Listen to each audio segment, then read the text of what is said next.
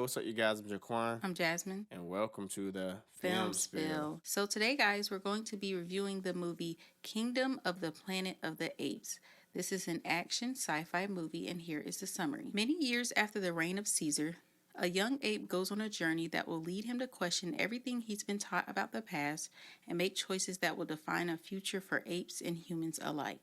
Yeah. The rating I'm gonna give this film is gonna be a 3.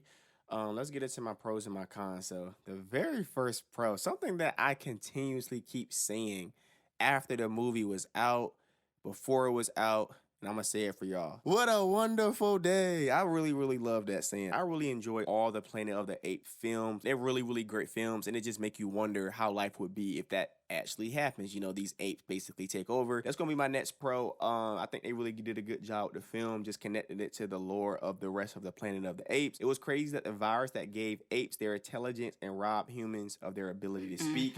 Noah coming back into his village to see his home being burned down and his people being attacked. That was crazy.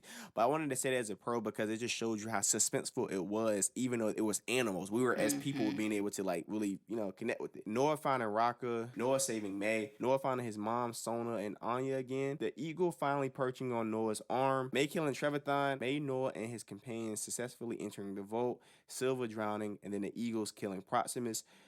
Caesar being dead in these movies just does not feel right to me. It's like when I watch Planet of the Apes, I want to see Caesar. He's the OG. He's the start of all this. With no Caesar, it just kind of feels weird. Even them having like the Proximus Caesar. It's like, no, you're not Caesar. Like, who is this dude? You're not Caesar.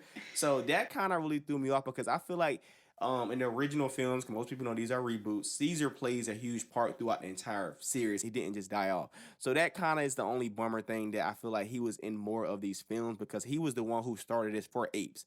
So for him to die and these apes to basically live after him, they don't even know, I'm saying, what he was trying to do. Even them Raka saying like, oh, most of his followers have died. There's only me left. It's like, wait, what? So I didn't like that. Cora dying was sad. We talked about it. So May being able to keep up with Noah the whole time on foot while he was on a horse. On a horse, yeah. That just was fake. Silver killing Raka. Trevathon was an op.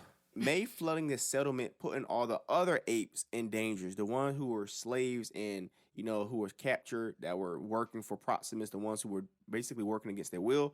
And then May basically trying to kill Noah at the end. We was like, dang, like Noah literally didn't do anything to her at all. Like, never did anything besides, help her, give her food, save her from Silver. And she still was really ready to kill him. So May low-key was an op too. So I'm gonna go ahead and throw it out there. But other than that, definitely interesting film. But rest in peace to my dog Caesar, man.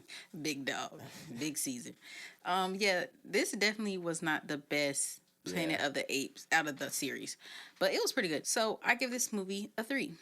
I like how there was a role reversal of the apes getting smarter and being the dominant species, and the humans were basically like devolving.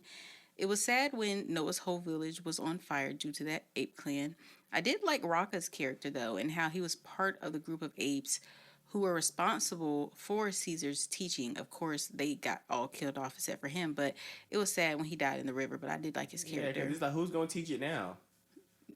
Yeah. Noah basically was like, they just got I don't them know books. about this. So somebody got to learn how to read. So they just got a book, unless a human comes along and helps them. I don't know. I like the love-hate relationship that Noah and his father's son Eagle had throughout the movie. Proximus was intimidating, low-key. He was very, yeah. He was like, he's kind of scary. Yeah.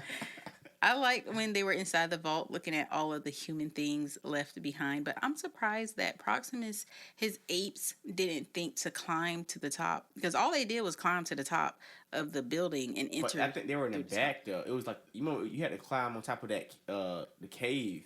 So they were trying to get into the door, and she was like, you have to go around the actual thing and climb that. So they probably wasn't even thinking like that. Yeah, I just think because like apes are climbers, I just thought they would have climbed and found it. I didn't like how May was planning to kill Noah at the end of the movie, but it was interesting how May gave that satellite key to the group of people, and now they were able to contact other humans in the world. So now it's going to start this whole thing off of the humans are now going to try to become the dominant species, and it's just going to make this thing go in a whole cycle. Yeah. But overall, this movie was pretty good. I give it a 3.